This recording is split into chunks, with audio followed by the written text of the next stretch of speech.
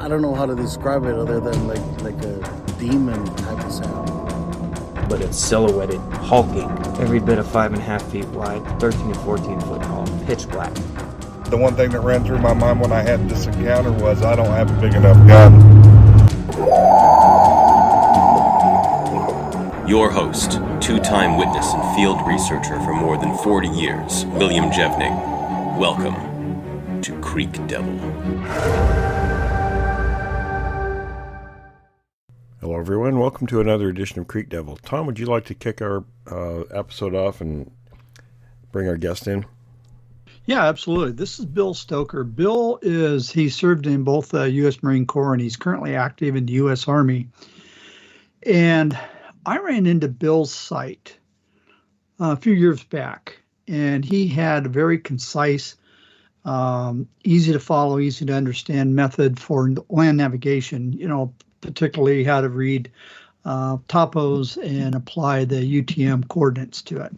So became a fan of his, and we invited him on the show. And every once in a while, we like to do this. We had a gentleman on a year and a half ago who had a show on how to use your compass, and he had some great tips on how not to get lost and how to get unlost. And Bill's familiar with all of that, of course. So with that said, if you like the show, you know what to do. Let us know. Click the like and subscribe. And if you want to support the show, that helps us out a bunch. Actually, you can do it for as little as $1 a month. We've got a link to Patreon in the YouTube description. So with that said, I'm going to bring Bill on, and then I'm going to start it off. He can give us a little bit of a background on how he learned land nav, and then we'll just dig into some questions. All right, Bill, you there? Hey guys, yeah, absolutely. I'm stoked to be here. Okay, yes, that's your motto. Okay, so Bill, I ran into your webpage, or I should say your channel, a few years back. And you explained land nav, and my background was marine navigation, so it's lat long, not UTM. Some differences there. One of the things that we talked about earlier was how to keep from getting lost. You're hiking along a trail, PCT or just some Forest Service trail. Mm-hmm. And you want to get off the trail. You're either going to take care of business, or maybe you're looking for an opportunity, a good photo op to get a mountain or a vista. And what happens is, as you're walking off, you go 50, 100 yards, and next thing you know, you turn around, you look behind you, and nothing looks familiar. Right. And you start to feel lost. So one of the things you had mentioned was bring along timber cruising tape. So I'm going to hand the mic to you and explain to us how that works and why it works. Yeah, no, absolutely. So, it's all land navigation really comes down to four things. Knowing where you are, planning a route, staying on a route, and then recognizing the objectives. So maybe you're at a base camp, maybe you are off of a hiking trail. Like you said, for whatever reason, you want to get off from where you're at and basically bushwhack and make sure that you have some confidence in order to be able to come back. So one of the things that we can do is using some typical flagging tape that loggers will use, and it's available at literally every big box store, from Walmart to Lowe's, Home Depot, all of them, in a variety of fluorescent colors, which makes it very highly contrasted from the natural vegetation. And so if you mark your point of exit around a tree, maybe, as high as you can get, preferably eye level, if not a little bit higher, because it increases the probability of discovery. And then you shoot an azimuth. Hopefully you have a compass on you, and you can say, I'm going to move out, at 90 degrees. And with this method, you really don't need a compass so long as you can look back and see that last point that you marked. So let's say you could only get out because of the thick vegetation. Maybe you could only step out 25, 30 paces, and you turn around and you can still see it, but it's on the verge of not being able to be seen.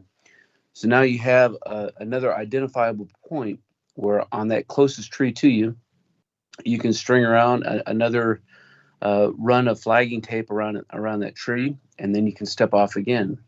And you can keep doing this with such a strong degree of confidence that you're going to be able to work yourself back, because you're leaving yourself breadcrumbs, except instead of being down at ankle height, they're up at 6 foot height. So again, it allows you to see it from a much further distance. And if you have your compass, well, it even gives you more probability, because if you moved out at 180 degrees, whenever you're done, you shoot your back azimuth, or the reverse direction that you started moving off in, which would be, in this case, 360 or 0, by adding or subtracting 180. And it gives you even that much more confidence that you can work yourself back. Every year, and I know you guys know this, but every year, thousands of search and rescue operations are conducted to recover or return those who are injured, wounded, or lost. And those are only the reported cases, not to mention, the tens of thousands of times that folks become lost or isolated for, maybe it's 2 to 6 to 8 hours, and they never told anybody. They never had that opportunity. So that kind of situation happens so frequently, especially out in the West, where you have wide open public land that people are trying to explore, which they should, but you need to do so with confidence and knowing that you have the skills and abilities to be able to work yourself back. And Bill, that's part of the reason we got you on is public safety, because I know you guys have the same problem. If it's okay, can I just say you reside in Washington State somewhere? Okay. You're in Washington, and here in Oregon, we get mushroom hunters. We get people who vanish all the time. The county I live in takes the cake. And I read about them. We had a guy up there in Washington. He was, I think, an assistant fire chief. Mm-hmm. And he perished. He was gone for 6 days, and but a lot of these people are just totally vanished. So we like to do this as a kind of a public service. A lot of our listening audience are people who enjoy the outdoors. So this is, take notes. And by the way, we're going to put a link to Bill's channel in the description on YouTube, so people can go back and visit and see his videos. Couple questions that I have is the first one. It's a tough one. It's a real tough one. If you you like tough ones, all right, here you go. Yeah. If you want to get to know the outdoors, should you sit behind a desk at a keyboard and picking at keys? Or option number 2, should you get out there? Oh, and as much as I would love to tell people to sit for hours behind a computer and watch YouTube videos of some people, it's definitely something that you need to get out and do. I mean, not only are we talking about basic motor skills, but just the experience of being outside and being disconnected from, the daily grind, the daily life that can wear you down. So you get outside and you have all the scenes that you're able to see and everything that you're able to experience and smell. And there's nothing that you can replicate that with by sitting in a house, behind a computer. I agree entirely. Let's say you get out there and, you didn't buy it, or you don't have the logging tape, timber cruising tape. And you walk off trail and you suddenly realize, I'm lost. Do you panic, or what's your next best option? Yeah, so I think this happens probably more often than anybody would care to admit. But the very first thing that you should do is understand, your basic psyche, your basic mindset wants to go to panic mode, because you're in an unfamiliar place. You've never been there before, and now it's all of a sudden, oh my gosh, I am lost as anything, and I don't know what to do. So if you understand that that's what your body kind of naturally wants to drift into, if you can rein that back in and just stop where you're at, just stop. Maybe you have, maybe you can make yourself some cowboy coffee or some green tea or something. Maybe you can take a little chow break, and being active in your mind and getting after some of these tasks of just nourishing your body and replenishing it does a couple of things. The second, third order effect is you're going to have more energy later on, in the day when you need it. But it also helps slow you down and provides you with a little bit of purpose and direction in what you're doing. And now you can start to think about, as you're enjoying a nice warm cup, especially now that it's getting cold, it's nice to have something that's warm to drink. You can start thinking about, where was I at? What direction did I move off to? Where was the sun? Where were the shadows? What did I happen to look back on and see as I was moving forward? Try to help maintain some situational awareness.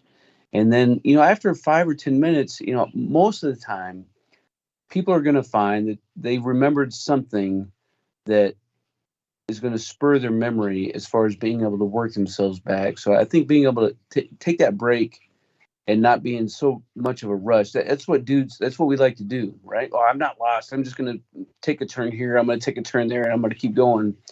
All you end up doing is further compounding your problem. Whereas if we just stop and admit that maybe I don't know exactly where I'm at right now, but I know where I came from. And if I think about it logically enough, I should be able to return back. That's a really good point. Now, I was just thinking, sitting down and having some coffee or tea or maybe soup or whatever you have, just sit down and take a break. Right. Something could pop into your head that in that panic-stricken moment, you're in a fight or flight mode. You have tunnel vision. Mm-hmm. But if you can sit down and take a break and relax a little bit, hey, I hadn't thought of that. And then you can try something. So, yeah, absolutely. What, because judging from your videos, you really get out there. I mean, I can't remember your dog's name, but he's a great pooch. Yeah, he's, and I've thought, based on his coloring, I thought, well, maybe he was a Belgian Malinois, but you corrected me, he's a German Shepherd. So you get out there and you do quite a bit of this stuff. Let's talk about the value of, if you're going to go out and you're going to do a little bit of hiking in an area, stopping at the local ranger station, and for $8 to $15, you can pick up a topo map. It tells you a lot of stuff. Oh, it does. And the USGS website. That's one of the most top questions that I get is, where can I acquire maps? And before you enter an area, you could always order a map from the United States Geological Service, which is going to cost you $15 plus $5 for shipping, and you're going to get a full size map from them. But as you're entering any land that has any sort of ranger station that is overseeing it, and you may have to look around and find where those stations are, because they're not always extremely convenient depending on your avenue of approach, but it's worth a half hour, 45 minutes out of your way to go stop in. Not only can you get a map, but you're going to get up-to-date information on the weather, on terrain, on any activity that's been going on, whether it's fire related, whether it's animal related, just all kinds of risks and hazards that we should have. Plus, you're going to have that point of contact to give back to your loved ones who know where you're at, and now they know who to contact. Should you miss a time hack as far as coming back out. But absolutely great resource. All the ranger stations for sure. Okay, so that brings up another interesting point, and that is, I don't think most of anybody who gets lost in the forest sets out in the, when they set off for the day to go drive up to with their favorite hiking spot or whatever, says, today I'm going to get lost. Right. No, nobody plans ahead that way. Exactly. So is there something that you can do? And this is a rhetorical question, of course, but like maybe giving your location and coming up with a basic plan that you can leave with somebody?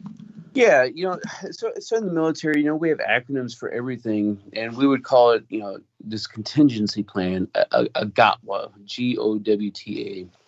And it's just all the basic 5 W's that you're going to have, who's going, others that might be going with you, time that you should be back, what to do if you don't come back, and then, actions. So those are the basic acronym.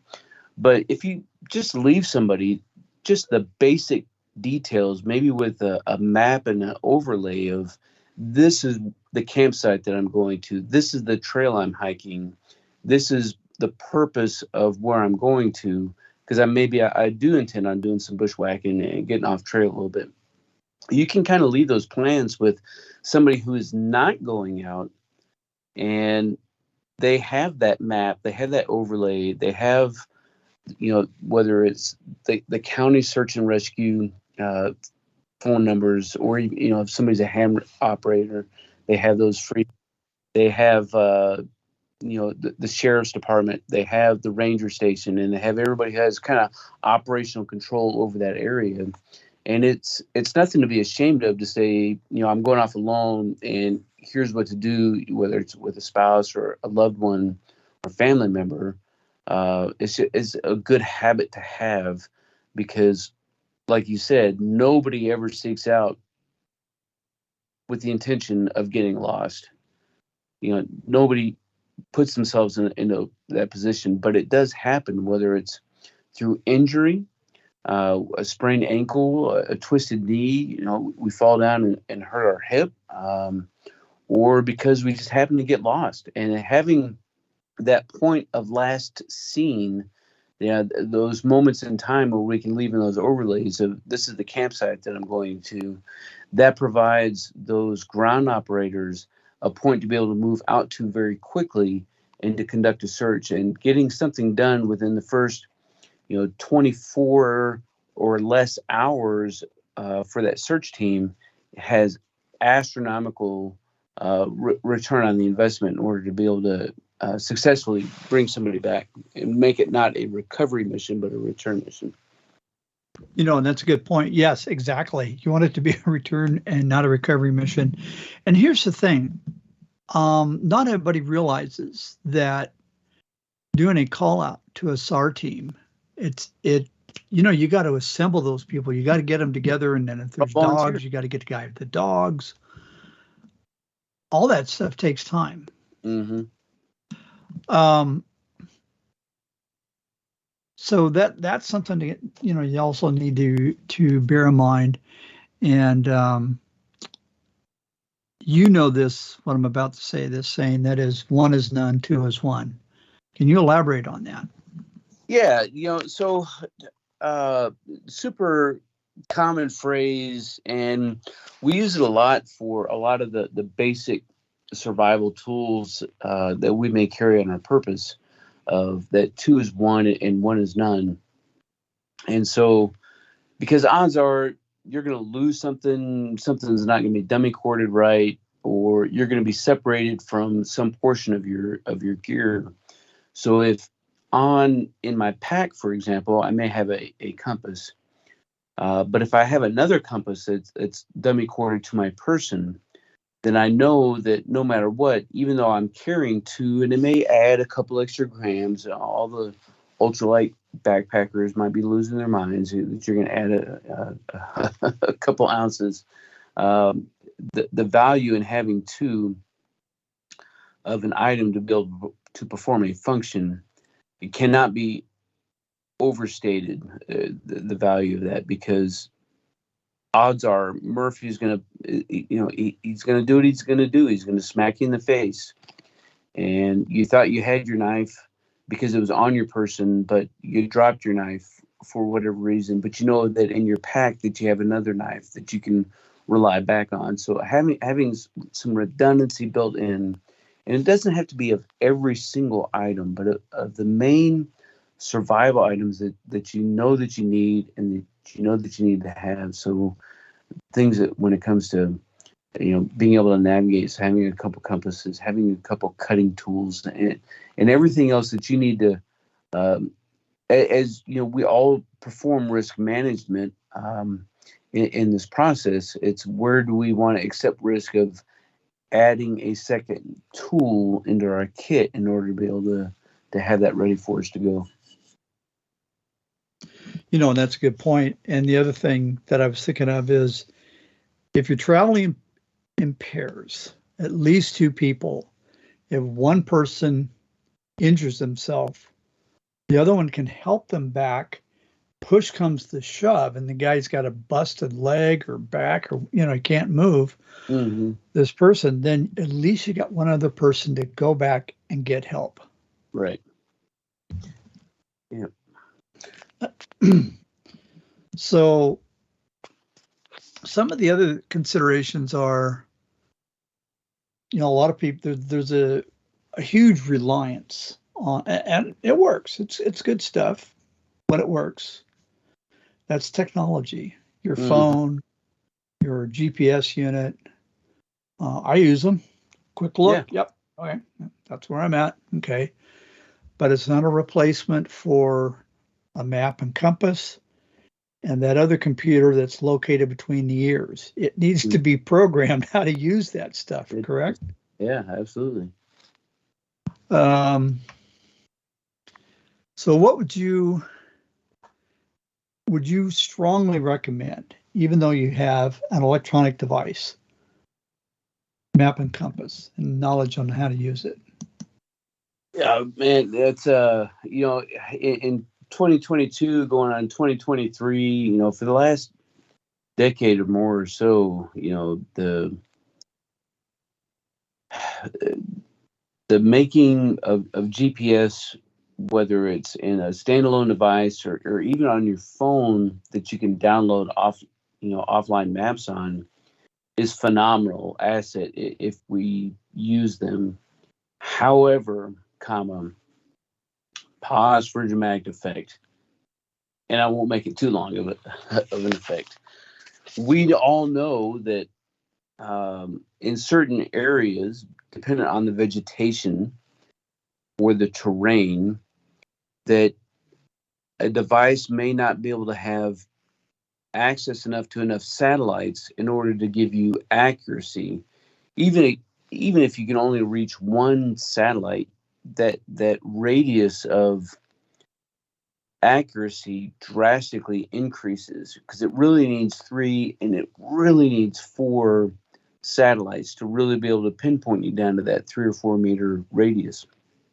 Well, if you don't have that, your radius, if you may look and you may see a grid coordinate, but if you're not paying attention, it may tell you that your error could be 100 meters. Well, that's huge. Especially up here where we know when we get off, trail, especially, 100 meters difference of a location, the terrain can be astronomically different than what you're expecting, especially if you try to go plot that on a map. So having, and not to mention batteries die and connectivity happens. I mean, we've all experienced drop calls or, some form of data drop, and that's what we're talking about. That latency, that drop. Well, if you have a map that you got from that ranger station, or you ordered online from your favorite place to get it, whether it's the USGS or Caltopo or any of the other top guys that are out there, and you have a compass, now I can orient myself and I can look at the terrain around us and I can see the bigger picture, because I'm not just zoomed in to a very close detail of where I'm at. I can actually look at the entire mountain range that's around me. I can look at the entire Olympic Peninsula, and I can see what's around me to help orient to where I'm at and what should be to my north, my south, my east, my west, in order to be able to make a decision on what I'm trying to do. So carrying, that paper map and carrying that compass, and preferably those two compasses, is astronomically a huge benefit to your kit when you're out exploring. You brought up another really good point, and that is I've often felt like when I'm looking at either my phone or my GPS, they're wonderful devices, but it's kind of like reading a large map through. Imagine you got a card with a postage stamp size hole in it, and that's what you got to look through. Right. You are focused on that one little area, and as you zoom out, you lose resolution, you lose.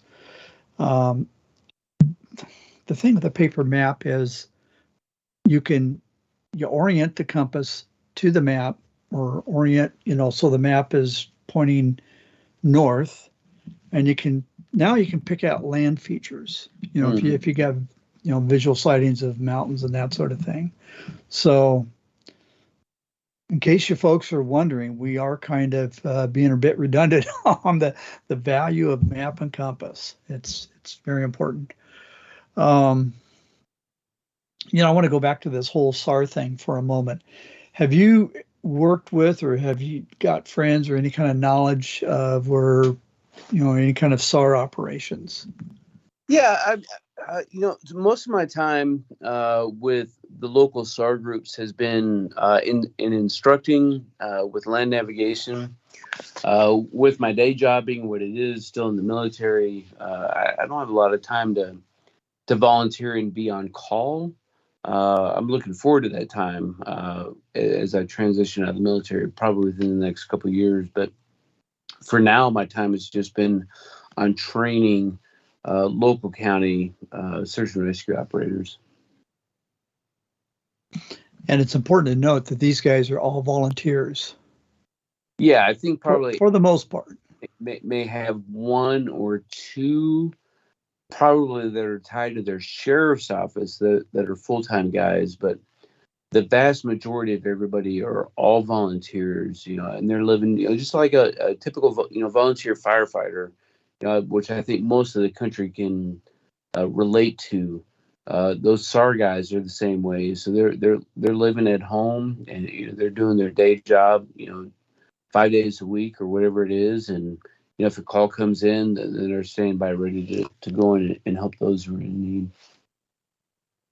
Yeah, and again, that kind of goes towards, it can take a while to assemble a team together. Hey, John's working and Mary's, she's doing this, and, you got to get the people together. So you really do need to give them some time. I've looked at what's involved in where somebody, they don't go missing, but they get injured, for example, up on Mount Hood. Right. That happens a lot. That's a mean mountain. And it can take, if they're moving at the speed of light, I think it's the Army National Guard typically that will bring their helicopters in there. It's 9 hours before they can get out there to get to you. Yeah. That's a cold 9 hours, especially if you got a broken leg or something. Depending on the time of year, that's absolutely life-changing. Yes. Yeah, absolutely. So, well, Bill, we're just coming up on 30 minutes, and we're about out of time, but I really want to thank you. You responded quickly when we invited you on the show, and we appreciate that. We appreciate your knowledge. We appreciate your service. And again, we're going to leave a link so people can go to your website. You got some great videos. Plus, let's face it, you got a little bit of a quirky sense of humor, and people like that. So last question is, do you have any questions for us? I don't have any questions for you, but I'll tell you, and this may relate to more your specific, viewers who are coming in. I spend the vast majority of my time bushwhacking off trail, and whether I'm up in the Olympic Peninsula or working out through the Cascades, and I just have this desire to explore and to feel like I'm someplace that I've never been at before, and that nobody else has been at before. That sense of adventure really gets to me. And so, risk management is huge. And it rises to the forefront of my thought when it comes to planning what I'm going to do. But the truth is, you never know what you're going to encounter when you start getting off trail. When you're on a major trail, I was off in the Glacier National Park earlier this year with my wife, and oh my God, there were 300-400 people out on this trail. But if you get off on a lesser known trail and maybe start exploring, maybe you want to catalog some of your experiences, or maybe you're specifically searching for something, you have absolutely no idea what you're going to encounter. Again, whether it's terrain, whether it's wildlife with cougars, and God forbid brown bears, black bears, ultimately not that big of a deal, but you just have absolutely no idea.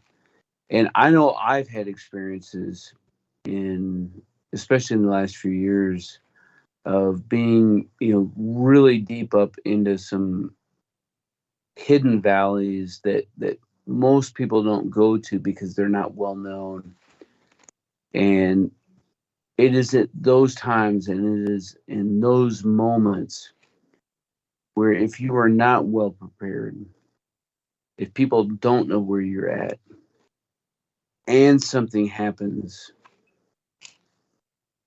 the likelihood of getting assistance to you is even that much more remote. So, go out and be prepared, and have a plan for those contingencies that may happen, whether you're going out alone or whether you're going out with a small group. But have those plans, because Murphy's going to hit you in the face. And I think we could all attest to, we're going to come across things that we haven't come across before. That's just life. It happens. So we have to be prepared for those things. So I definitely appreciate what you guys are doing, and the message that you all are supporting and promoting, and the things, and being aware of the things that we may not have explanations for, or that we do have explanations for, and we're just trying to tie up the loose ends around them. So some crazy times out there, that's for sure. Well, you said something that's near and dear to our hearts, and encountering things that you've never encountered before or hadn't expected. Will, has that ever happened with us? Oh, that's never happened. Yeah, it's very well said, We've had a few introductions. We didn't want to get too deep into that subject, Bill, because we really brought you on just primarily for your skills and your videos. If I'm honest with you guys, I was up in the Olympic Peninsula. This was maybe 2 years ago, before rigs, and I'm super deep, man. I'm super deep in this valley that nobody goes into, because there's no lake, there's no major activities that's going on. It's the Hump Tulips Valley, and I'm just doing a solo overnight, and I'm sitting there, maybe 300-400 meters off trail, like not a huge distance. And I was having the time of my life, being disconnected from all the things we talked about. Cell phone activities, absolutely a no-go.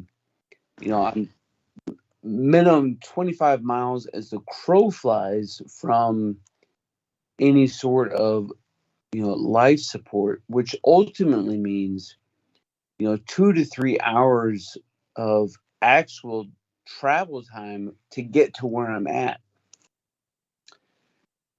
And at night, man, oh my God, I got a little nerve wracked with some of the noises that I was hearing around camp, and ultimately, I couldn't find anything, couldn't find any sign, and it was just a noise. But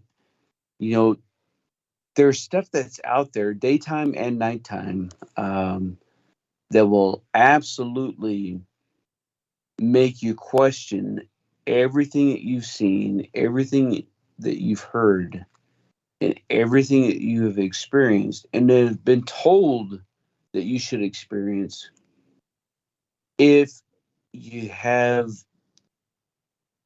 either the guts to get out there into some of these remote areas, or if you just happen to be out there. And, like I said, it's going to smack you in the face whether you're ready for it or not. So you got to be ready for it. Well, yeah, that's exactly true. I don't know, Will, have you ever had any experiences in the Olympic National Forest? Oh yeah, I've been up there and looking for stuff, and then we've had things happen. And in fact, we're going to have a guy on the show here in a few days who was at his parents' house out east of Enumclaw just a few days ago, and one of these things started screaming just on and on and on and on. He recorded some of it. We'll have that on the episode also. But yeah, this stuff happens and you don't expect it. Right. Well, I listened to it, and it was almost identical to what Kurt and I heard in the area that you and I were and Adam were at earlier this year. And I got to tell you, it grabs your attention. There's nothing else like it. Distant. Nothing else like it. No, it's like a human screaming, but they've got the lung capacity of a diesel locomotive.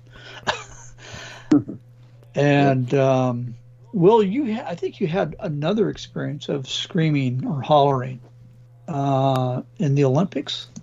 There's been a number of them over the years, but the one in particular was in the Olympics on the western side, up the Quinault River. There's, and I've talked about it before, but there's a place called Graves Creek Campground about 13 miles east of Highway 101. And it actually splits, the river splits into two forks up there. And on the North Fork, there used to be 7 little campsites, just little kind of rough sites. They're gone now. The river washed them out a number of years back. But we were staying up there and decided to go for a walk. And there's a pretty, I don't know if you've been up there, Bill, you see there's that big rocky ridge that divides the two forks. Yep. And we walked up to where the ranger station is, or was, and nobody was manning it at that time. So we walked back, and we're almost back at the camp spot.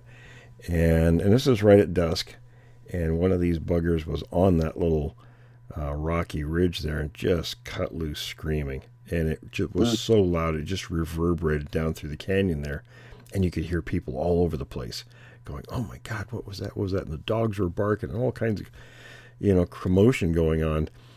And unfortunately, it only screamed like that one time. But because I had my recorder in my hand, I was ready to record it, and it gave us hell, and then walked back up the ridge, I suppose. But that was definitely one of these things. Yeah, no doubt. Yeah, well, here's the thing that's funny. Will, did you have any inclination whatsoever that it was there before it announced itself? Not at all. I gotta think. I think every single experience that I've had, whether it's these things hollering or seeing one or whatever it was, I was in a place where I knew they weren't, but they were. Well, that's just it. Most often you're not expecting. Same with a lot of other regular wildlife out there. You're not really expecting to encounter something. It just happens. Because I think most people just aren't really paying attention. Right. Yeah, good point. Yeah. Well, Bill, thank you again. And I don't know, I'm hoping we get to do a follow-up sometime down the road. Yeah, no, absolutely, man. I hate to use my name as the cliche, but I'm stoked to have the opportunity to come on and chat with you guys, and definitely looking forward to another one again. It's a good cliche. Absolutely. We appreciate it, Bill. Yeah, Yes, sir. it's Bill Appreciate Stoker, and your channel is Stokermatic. It is. All right, we'll have links. All right. All right. Well, with that, we'll wrap this session. Thanks, everyone. Thanks for listening to this episode of Creek Devil. If you or anyone you know has had an encounter with these creatures, please contact us at williamjevning@yahoo.com. That's William, Jevning, @yahoo.com. All communication is confidential. Join us for another program next week. And until then, keep your eyes open out there.